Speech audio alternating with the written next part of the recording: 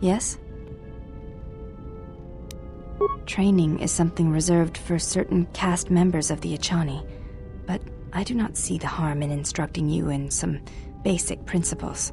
I do not understand how you and Atris fight, but I will instruct you on how Echani children are raised on warfare. All Echani fighting principles rely on foundations. If one does not understand the most basic of fighting moves, it is not possible to understand the higher tiers. It is similar to learning the alphabet of a language before being able to use words, then sentences. As a foundation, I will instruct you in our elementary movements. The body itself is the first weapon you must master. It is not something that can be described. Let us duel, you and I, and that shall teach you more than my words can. Use only your hands and feet to strike at me, nothing else, or our combat shall be over. Do not resort to using any items or any force techniques you may possess. Such things will obstruct learning. Very well. I shall match my movements to resist your efforts, and do not hold back, or I will hurt you.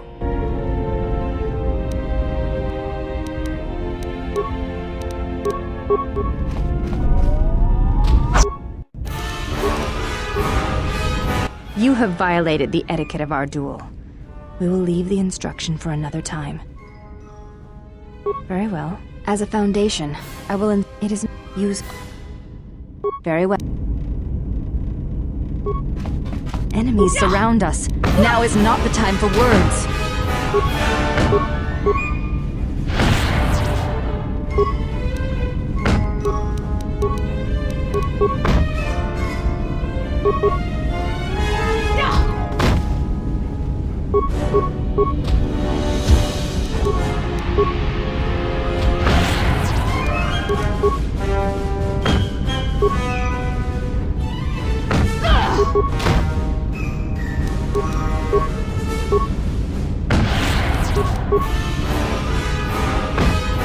You fought well indeed. You have caught the principles of the style by watching and anticipating my movements. Before you go, there is something I must know. Why did you go back? Face trial.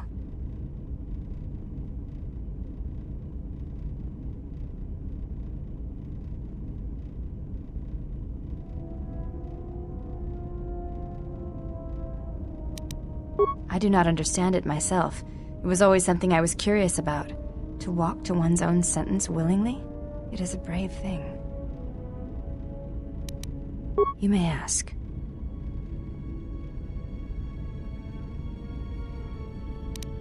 I honor the face of my mother. It is not something usually spoken of in the company of others. You may ask. She said you betrayed the Jedi by going to war when it was forbidden to you. You turned on your masters, your teachings, and yourself. That is not all she said. You may ask. Before entering Atris's service, yes, I carried a name, as all the children of the Echani do. It is not important. My title and rank is of consequence, not my name. I take value in Atris's service, not in myself. We all have value in our oaths to others, and the promises we make. When we make that pledge, we are pledging ourselves to something greater. When importance is placed on the self, then by such acts the galaxy is unmade.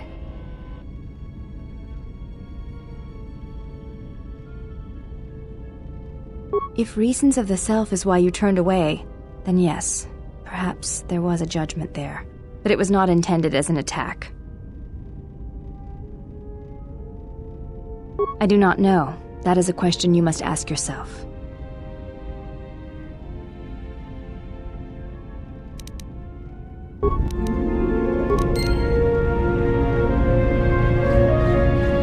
Oh, welcome, exile. Is there something you need? Yes, your features, your stance. There is a calm about you that I did not notice on Telos. There is an energy about you, a lightness in your movements. It is something I have seen in only the most disciplined and revered of the Ichani weapon masters, yet it comes to you with ease. It shows in your features. It is beautiful to see.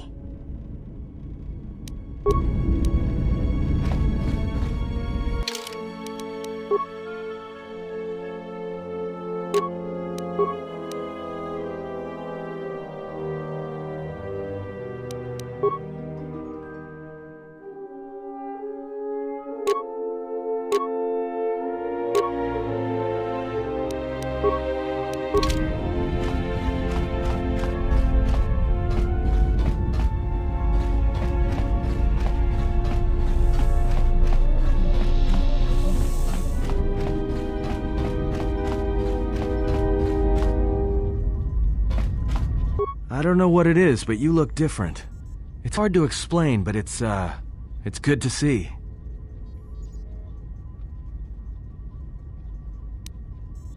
It shows. It's kind of inspiring, to be honest.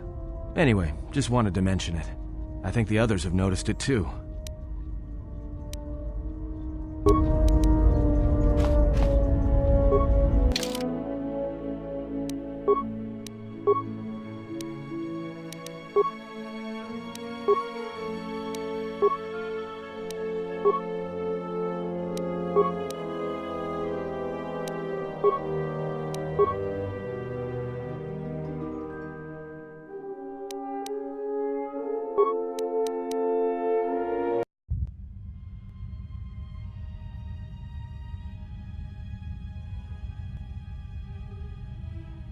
Has there been any sign of the ship?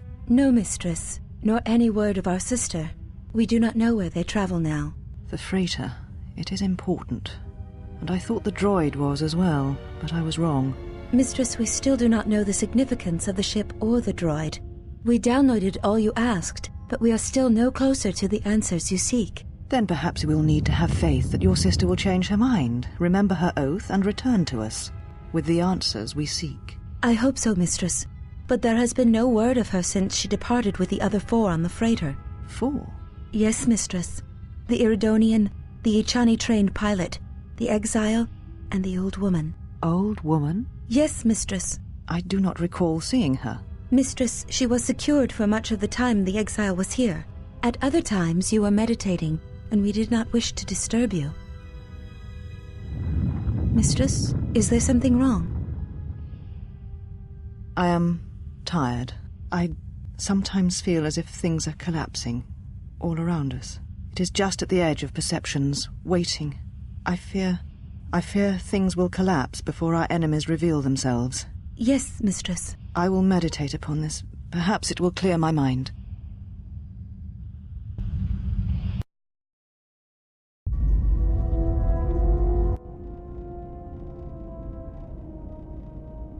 Don't you ever give it a rest? Fine, don't mind me. I just need to get some stuff from the cargo hold. You know the first tier of styles, but you're holding back because I am unarmed. Tell me where you were trained. What can I say? I'm a quick study. You lie. Few know the Ichani styles by reflex. Oh yeah? Guess you saw a lot of the world while you were freezing your cargo hold off in the Ice Academy. Didn't you, sister? Next time I walk in here, I'm carrying a blaster. Oh yeah, one other thing. Don't think I haven't noticed the way you've been sparring with our ex-Jedi friend. This isn't some pleasure yacht. So if I did know all the Ichani movements, I might know more than just the first tier, including the etiquette rituals. So keep your hands where I can see them. Fool. Shut up.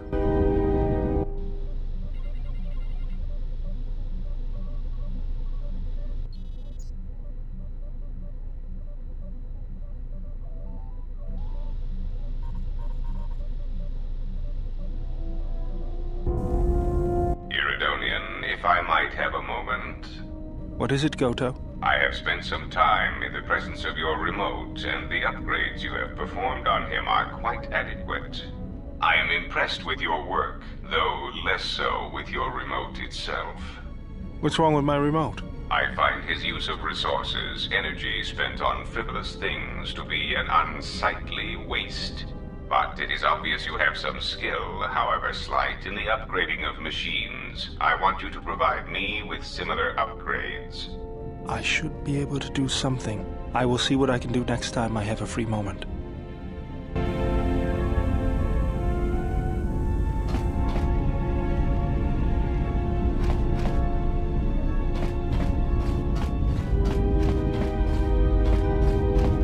My life for yours. I am able to serve.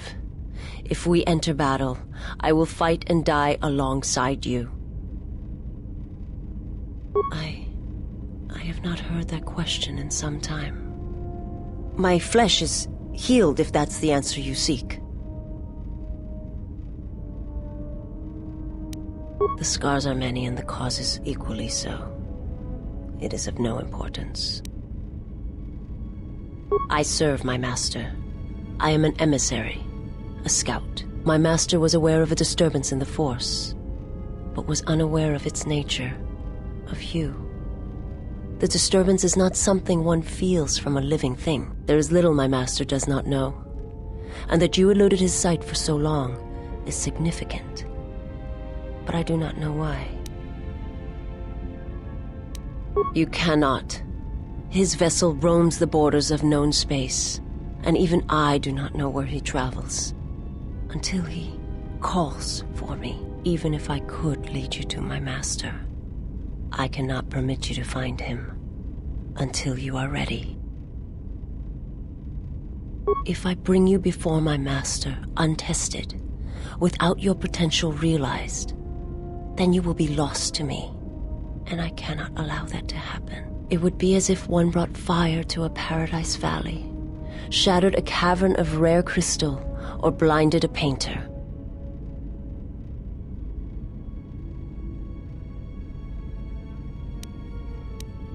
I cannot, I will not. I would die first, and gladly, to preserve you, untouched, unharmed. Now that I have found you, I cannot sacrifice what I have found.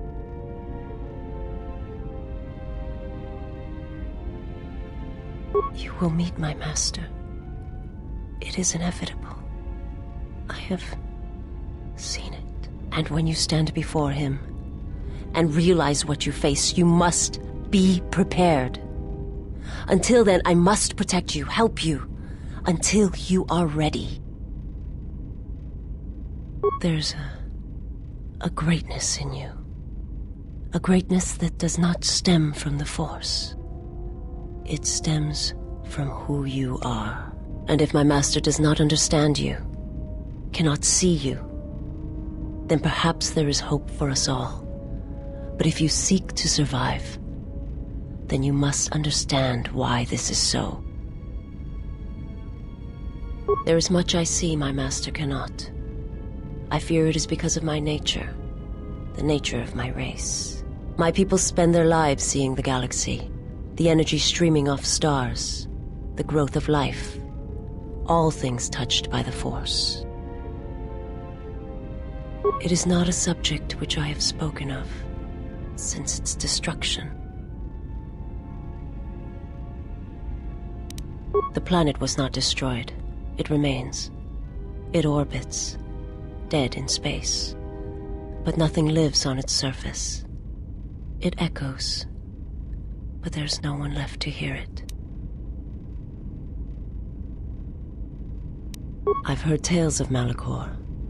It is said that many of my people felt the end of the Mandalorian Wars from across the galaxy. But do not mistake me. I did not mean to draw comparisons between Qatar and Malachor. My homeworld still exists. It is intact. I am not certain I did. I was there when the planet died. To see everything around you extinguished. It was as if I was blinded. It was as if the Force had been bled from the world. I imagine there are worse deaths, worse pain. But if there are, I do not know them. I was the only living thing remaining on the planet of Qatar. And my life, my agony, was a flicker in the darkness that was the planet. All that I had been connected to had been severed. I still wonder what would have happened if I had died with the others. If perhaps there would have been some way to hide my presence from the galaxy. If only I had not felt that pain, that loss, as strongly as I did. But it could not be done.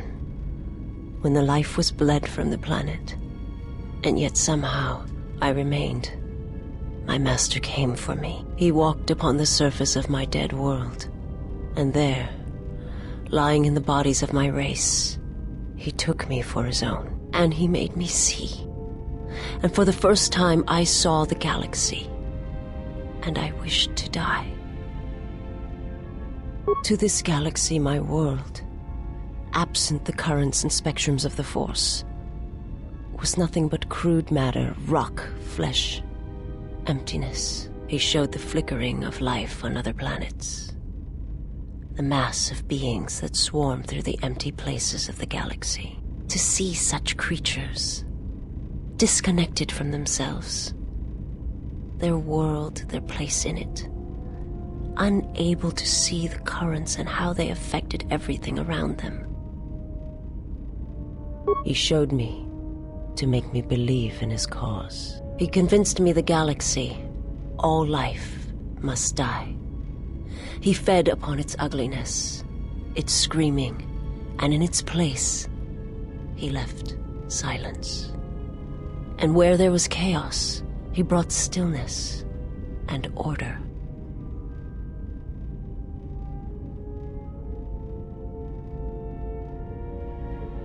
It was not a thing done with machines or weapons.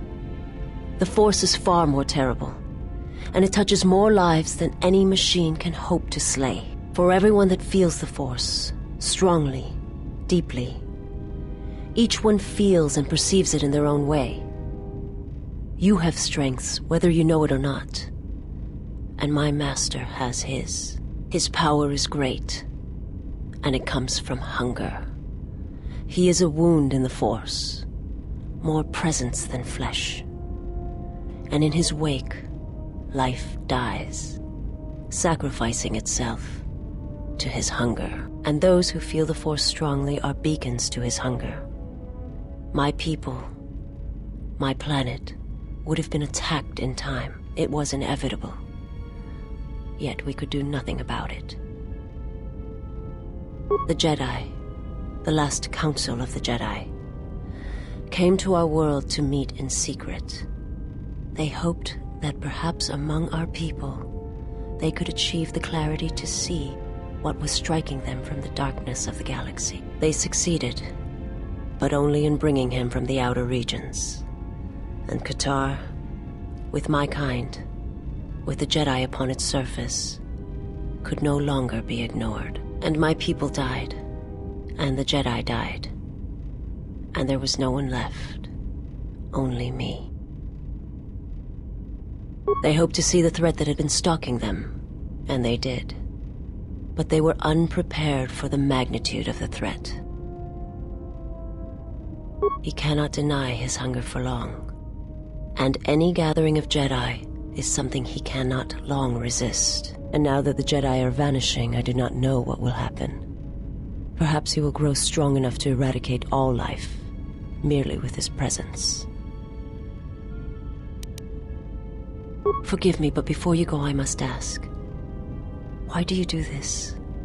Why do you seek to help me? Teach me. You must not do this. I cannot allow you to weaken yourself for me.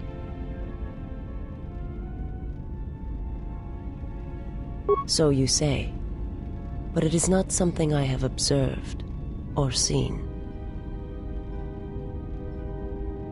I remember little of my homeworld before I entered my master's service. It is not as it was. There is little left of such memories, or the planet itself. It is not a subject which I have spoken of since its destruction.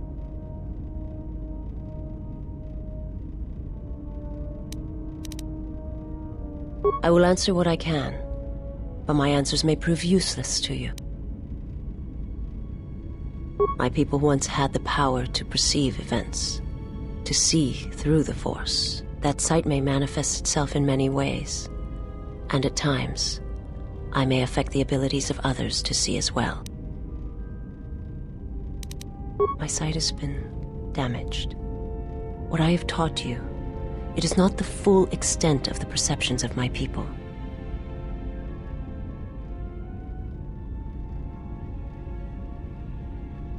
My master, when he showed me my world, showed it to me as it is.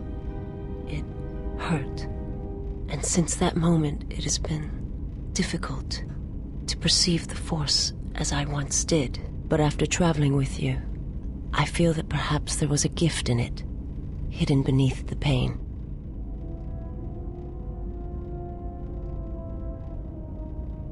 Only when one suffers do certain truths become evident, both of the galaxy and of the self. And I feel you are an example of this.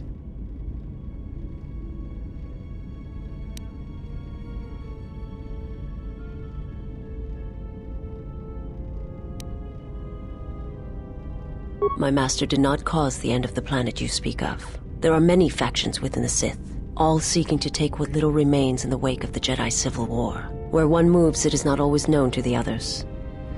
But their purpose is the same: the death of all Jedi, everywhere. They believe you are the last of the Jedi, and their hatred of the Jedi unites them. All their eyes are upon you, and it is a terrible, quiet darkness that pursues you.